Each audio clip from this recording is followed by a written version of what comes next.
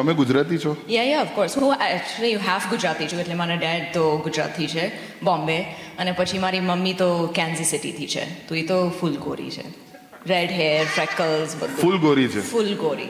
ઓહ, American એટલે એકદમ. હા, એનું બેકગ્રાઉન્ડ તો સ્કોટિશ છે. તો પપ્પા અને- પ્લેયર નીકળે એમ ને? સરસ.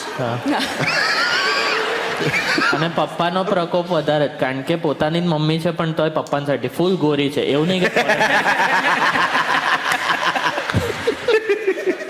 Right. પણ એમિલી, કોઈ દિવસ છે ને આપણે આવી અહીંયા બહુ બધા માલદાર લોકો બેઠા છે આગળ, કોઈને પ્રોડ્યુસર બનવું છે ગુજરાતી પિક્ચરમાં, તો આપણે એક ઉપરથી બોલ્યા તમારા પર મને ભરોસો છે. બાલ્કની વાળા પર ભરોસો નહીં. હા, ના, એમના સપનાની વાત કરે, બનવું છે એમ કોક.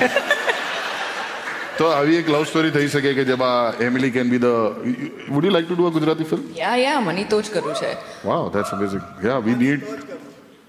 અરે મને તો હવે હું કરવું તો હાફ વ્હાઈટ છું, છોડી દે ને ભાઈ.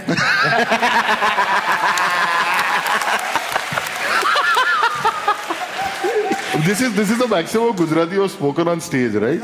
યા ઓન સ્ટેજ. On stage. આમ નોર્મલી ઘરમાં તો ગુજરાતીમાં જ વાત થતી હશે ને? યા પણ મારા મમ્મીના સામે નહીં, કારણ કે બિચારી તો કાંઈ આવડતું નથી ને.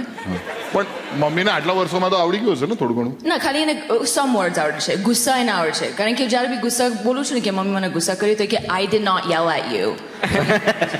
તો એને સમ વર્ડ્સ તો આવડે છે. ભૂખ લાગી છે, પાણી જોઈએ છે, એવરી ડે આવે છે ઘરે તો જય શ્રી કૃષ્ણ, જાય છે તો જય શ્રી કૃષ્ણ કરીને જાય છે. વાવ. કેટલું મસ્ત.